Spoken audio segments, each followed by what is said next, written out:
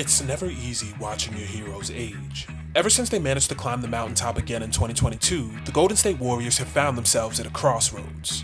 Bit by bit, they've watched as their dynasty's core has eroded, and as they've tried to remix the championship formula time and time again with little success, the talks about if they can return have been replaced with the questions about why they haven't. And as reports surrounding Steve Kerr's future with the franchise eventually manifested into a 2-year extension, and LeBron's impending decision keeps the franchise in limbo, this latest wave of uncertainty has brought a lot of uncomfortable conversations to the surface. Why hasn't the formula worked recently? Why do the Warriors have such a complex relationship with young talent? And the most important question of them all, what's next for Golden State? But before we can answer any of those questions, or even understand why the future is brighter than it may seem, we first have to take a trip back and understand what it is that makes the Warriors such a unique team. So I'll start with this. The Golden State Warriors offense is unlike anything the basketball world has ever seen, both to its benefit and its detriment. Like everything Warriors related, it starts with Steph Curry, the all-time three-point leader who revolutionized the way the game is played today, complementing his deadly three-ball with an elite handle and equally lethal off-ball movement to create one of the most unique scoring threats we've ever seen. But when a guy can shoot from anywhere on the floor, when he shoots from going left and he shoots from going right, and then when he gives the ball up, he's even more deadly with his cuts, with his screening, with his ability to come off screens. I mean, he's just impossible to guard. He's not your typical offensive star. He doesn't just dictate the game with the ball in his hands, but with his very presence on the floor, bending and stretching opposing defenses out of position and generating advantages for his teammates to capitalize on, effectively acting as an offensive system all unto himself. Because of that, the Warriors' offensive profile has stayed extremely consistent in a few categories, starting with the fact that they're always near the top of the league in passes per game, landing in the top 5 every season since 2016, and landing in the top 5 of assist points generated and secondary assists. If you even go the steps that think you're going to double team somebody, they make that pass quickly. And the second fact is that their offensive speed and decision making has reflected in their average offensive possession speed, touch time, and dribbles per touch. 3 categories that Golden State has also landed near the top of the league in, and excluding the 2023-24 season, they've had the first or second fewest dribbles per touch since 2015. The numbers tell a simple story. Motion, quick decision-making, and playmaking for the next man are all currency in the Warriors system. And with a talent like Steph preemptively pulling defenses out of position to jumpstart possessions, it's no wonder they took the league by storm so quick. The moment they won their first title in 2015, the narrative shifted. And the dream season is now complete. The Golden State Warriors are the 2015 NBA champions. Their first title in 40 years. Suddenly the idea that you couldn't win a championship by shooting threes wasn't just disproven, it was outdated. They coasted to an all-time season the following year before fumbling at the 1-yard line in the finals against Cleveland. And in what was the best indicator of their offensive system's purity, they managed to lure Kevin Durant to play for them, even after he was bounced from the playoffs by them the year prior. And cupcakes, snakes, and weird bus riding metaphors aside, what's pure is pure. And Kevin Durant's arrival sent the Warriors' offense to the next level, leading them to 2 more dominant title runs before falling to the Raptors in 2019, where they lost Durant and Klay Thompson to injury and the offseason in the process. Mix in 1 more injury to Steph in the first week of the 2019-20 season, and just overnight, Golden State went from the championship favorite to the bottom of the NBA, and a spotlight was thrust on their young talent for a singular year. It's rare that there's ever anything good to take away from a 15-win season, but the Warriors had an interesting year in terms of setting their foundation for the future. To start, Golden State had received a promising young PG and D'Angelo Russell from the Nets in the KD trade, and after his hot start to the season that featured a 52-point explosion against the Timberwolves, Bob Myers managed to flip him in a trade for Andrew Wiggins. And from a young talent perspective, the Warriors' 2 draft picks that year had an abundance of opportunity to show off, and their 2 separate career paths can act as the first chapter in Golden State's interesting player development story. First off was Jordan Poole, the smooth-shooting sophomore from Michigan who may have had promise a few years down the line, but at the time of his selection was regarded by CBS Sports as, quote, maybe the worst pick in the draft so far. There we go. And there's nothing against Jordan Poole. No offense, dude. I think the guy could be a rotation NBA player someday. And during his rookie season, he didn't do a great job of disproving the narrative, averaging 8 points and 1.6 turnovers on 33.3% from the field and 27.9% from 3. Efficiency metrics that were so bad, they landed him in the 5th percentile amongst all guards in effective field goal percentage, and he was in the 11th percentile of points per shot attempt. And on the other side of Poole, making things look even worse, was the Warriors' 41st pick, Eric Paschall. The 6'7" undersized forward from Villanova, who was initially drafted to be a prototypical glue guy, but ended up slotting into a much larger offensive role for them during their injury-riddled season.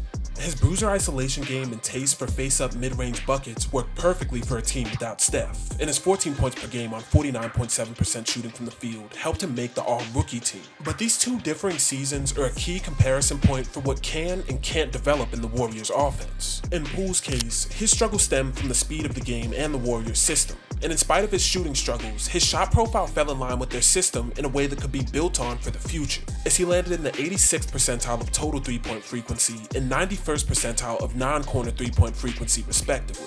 On top of this, Poole had a 36.7% shot frequency on catch-and-shoot three-pointers and a 39% shot frequency when he touched the ball for 2 seconds or less. All indicators that even if he hadn't figured it out yet, the quick decision-making and shot selection that's a necessity for success in the Warriors' offense was in there somewhere. For Paschall, on the other hand, his offensive season came in a role that otherwise wouldn't have existed in Golden State if it wasn't for those injuries. Boasting a 39.1% mid-range shot frequency that ranks second in the NBA amongst all forwards, only behind Philly's Tobias Harris, and a 17.9% three-point frequency that ranked in the 0th percentile amongst all forwards. His shot diet effectively positioned him as an undersized forward of a previous era whose methodical mid-range isolation bag simply wouldn't have space to work once the team's original core returned. And to nobody's surprise, that's exactly what happened, with Paschall flaming out after an unimpressive 2021 campaign and getting shipped to Utah the following year.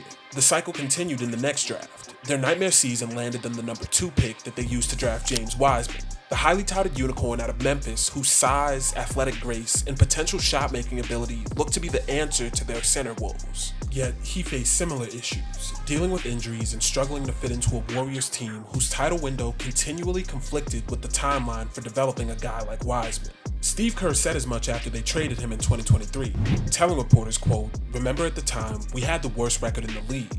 Clay had just torn his Achilles. We didn't really know where we were as a team. Frankly, we didn't know we'd win a championship a year and a half later." Jonathan Kuminga was next in line.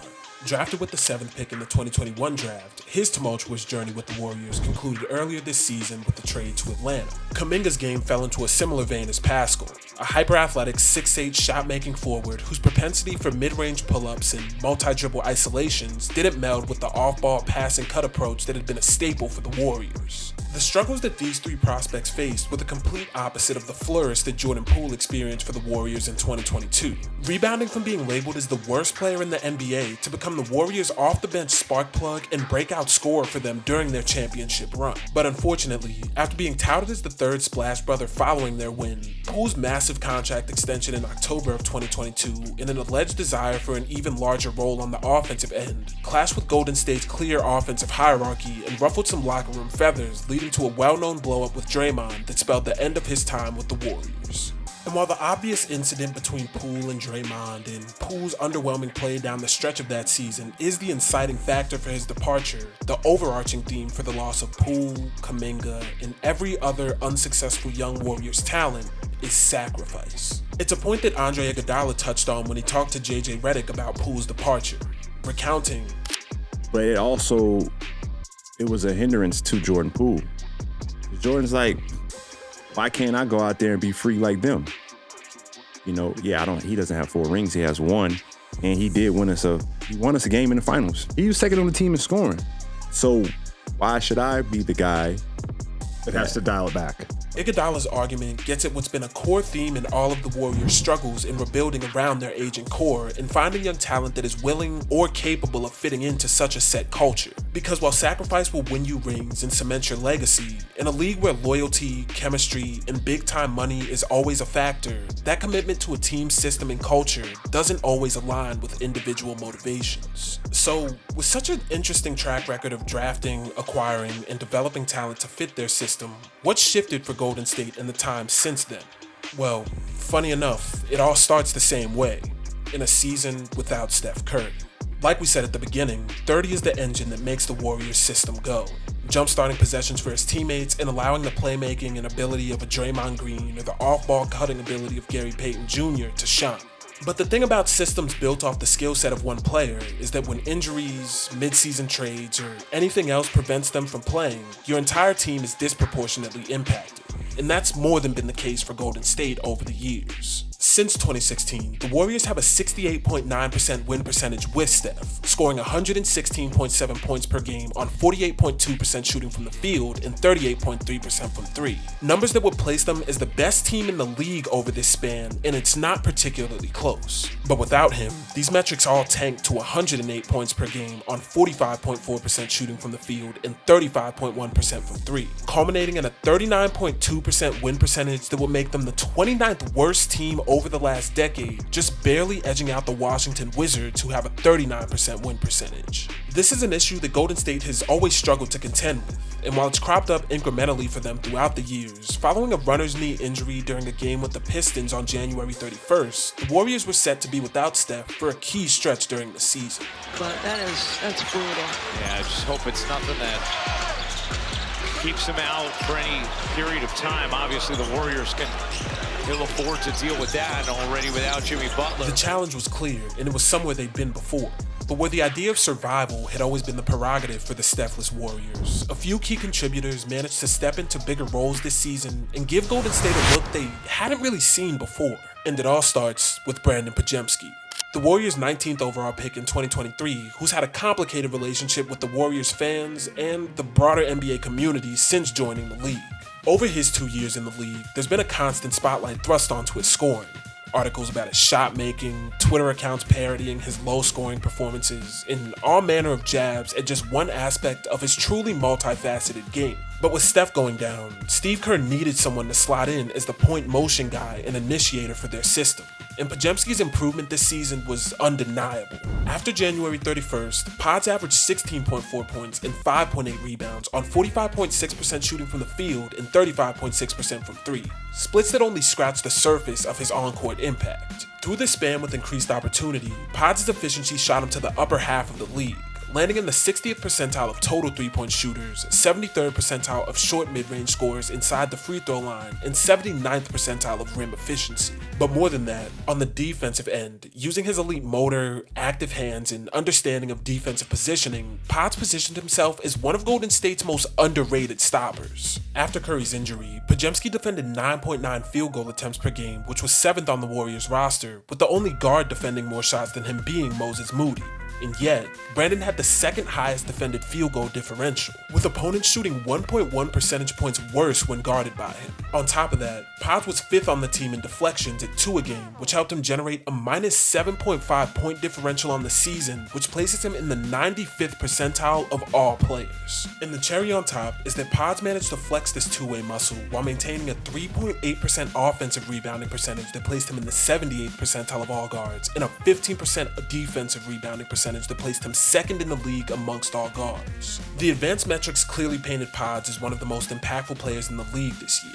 In what was a perfect ending to the season, on April 10th, with Steph back in the lineup, Podzemski's career-high 30 points silenced the scoring concerns for a singular night.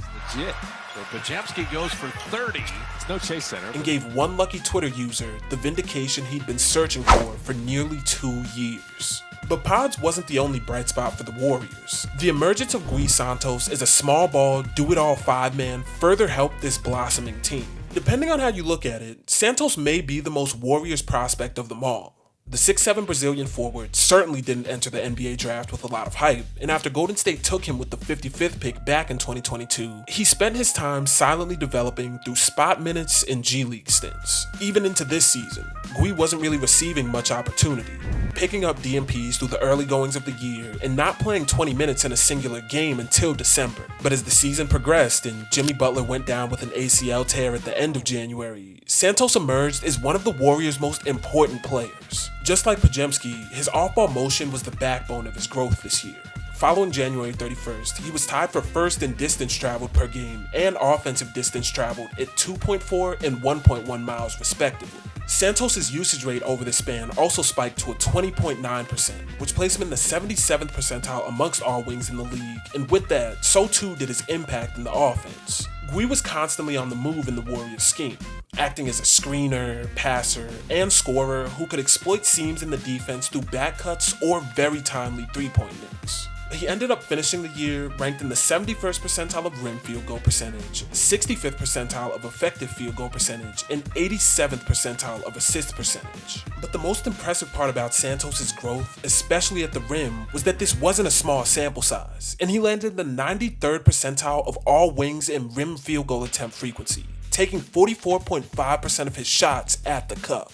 And following the same two-way thread that's defined this team, Santos was also elite in the margins and on the defensive end, posting a 1.9% steal percentage that landed him in the 75th percentile amongst all wings, while also pulling down 5.2% of offensive boards and 13.7% of defensive boards, splits that placed him in the 81st and 79th percentile respectively. The combination of Santos' do-it-all, two-way ability blended perfectly with Pods' growth as the point man for the Warriors. But the player who tied it all together arrived at the deadline, as the Warriors' trade for Kristaps Porzingis was the perfect addition to this roster. Pods, Santos, and KP made a killing down the stretch this year, playing off one another and generating opportunities on the offensive and defensive end that complemented one another's games. And it all came together to give them a plus 9.8 net rating amongst that three-man lineup. And even though Podzemski and Santos are the two players that we highlighted, the stories of these two are reflected all throughout the various contributors on Golden State's roster. From the offensive breakout of Pat Spencer to the continued growth of Quentin Post as a floor spacer and offensive hub in split actions. And deeper than any individual growth from these guys, Golden State's play this season was indicative of a larger shift by the franchise in the face of a very uncertain future. Dominance has a two-sided effect that nobody tends to acknowledge. When you spend the majority of the last decade competing and winning, regardless of how difficult each individual matchup is, greatness inevitably becomes normalized to the fans and the players. And as the natural order of the league resets and factors like age and front office decision making naturally chip away at the authority of a dynasty, suddenly questions about timelines, player development, and retroactive assessments about wasted potential take center stage as the losses begin to mount and other teams begin to pass you by. Yet, in the case of the Warriors, while they've certainly found themselves in this cycle at points through the years, the 2026 season was the first real glimpse at what a future with and beyond Steph Curry would look like. A future built on diamonds in the rough, and the sacrifice that underpinned 4 NBA titles and a decade plus of dominance over the league. And to be clear, this may not ever be enough for the broader Warriors fan base. When your standard every year has been championship or bust, the idea of young talent and a bright future isn't nearly as tantalizing as it would normally be. But for the first time in a long time, the Warriors look to have a genuine direction for the future, and a culture that can still maximize what they have left in Steph. And sometimes, that's worth more than anything you could ever ask for.